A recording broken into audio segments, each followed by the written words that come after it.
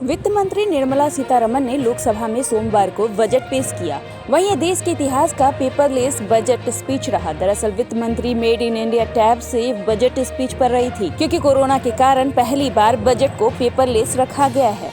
इधर कांग्रेस के कुछ सांसद नए कृषि कानूनों के विरोध में काले कपड़े पहनकर संसद पहुंचे थे।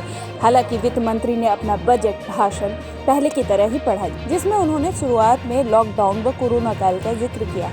उन्होंने कहा कि साल 2021-22 का बजट पेश कर रही हूँ। लॉकडाउन खत्म होते ही प्रधानमंत्री ने गरीब कल्याण योजना की घोषणा की थी, जिसने 80 करोड़ लोगों को मुफ्त अनाज दिया। 8 करोड़ लोगों को फ्री रसोई गैस मिली।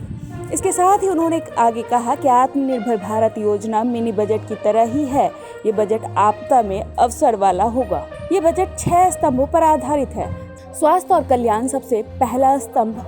MSME खनन क्षेत्र में कई टैक्स सुधार किए। इस साल कई महत्वपूर्ण फैसले लेंगे। मुश्किल हालात में तैयार किया गया बजट देश में कोरोना से मृत्यु दर सबसे कम और 8 करोड़ लोगों को मुफ्त गैस दिया। 80 करोड़ लोगों को मुफ्त अनाज दिया गया है। ये बजट सबके लिए सफल साबित होगा।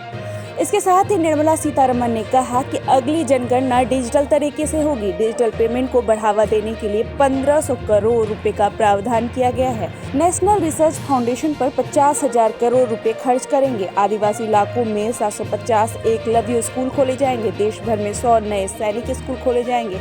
इंजीनियरिंग डिप्लोमा पर ज्यादा जोर रहेगा। उच्च शिक्षा कमीशन के गठन पर इस साल से काम शुरू होगा। इसके साथ ही वित्त मंत्री ने टियर 2, टियर 3 शहरों में गैस पाइपलाइन का विस्तार करने की भी बात कही। उन्होंने कहा कि साल 2021-22 में 4.29 लाख करोड़ रुपए खर्च करने का लक्ष्य है। इंफ्रास्ट्रक्चर को बड़ा बूस्ट देने की तैयारी है। डेवलपमेंट फाइनेंस कंपनी पर 20,000 करोड़ का निवेश किया जाएगा। देश भर में 75,000 हेल्थ सेंटर्स बनाए जाएंगे। 17 नए पब्लिक हेल्थ यूनिट शुरू किए जाएंगे। स्वास्थ्य का बजट 94 करोड़ से बढ़ाकर 2.23 लाख करोड़ किया गया है।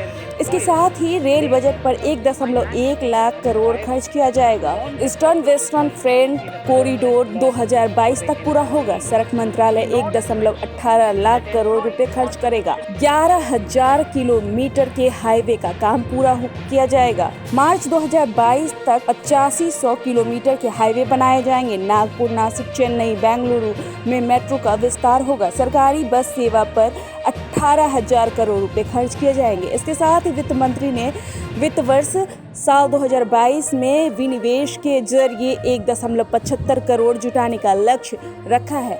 साथ ही उन्होंने कहा है कि असम बंगाल में राजमार्ग का निर्माण किया जाएगा। बंगाल में राजमार्ग पर 25,000 करोड़ रुपए खर्च किए जाएंगे। आगे वित्त मंत्री ने कहा कि कोरोना वैक्सीन के लिए 35,000 करोड़ रुपए रखे गए हैं। 7 बायोसेफ्टी स्तर के 3 लैब बायोलॉजी लैब का गठन किया जाएगा। 112 जिलों में पोषण अभियान की व्यवस्था को और बेहतर बनाया जाएगा। 15 हेल्थ इमरजेंसी सेंटर और 2 मोबाइल अस्पताल की शुरुआत की जाएगी। पोषण अभियान की केंद्र सरकार ने भी शुरुआत की है। यानी कि कुल मिलाकर इस बार का बजट कोरोना से जुड़ा रहा। यानी कि पूरा का पूरा असर कोरोना का इस बजट में देखने को मिला। हालांकि इस बजट में भले ही वित्त मंत्री ने लाभों को, योजनाओं को दिखाया हो, लेकिन फिर भी अर्थव्यवस्था की चरमराहट बजट पर साफ तौर पर दिखी। In order to ensure that employees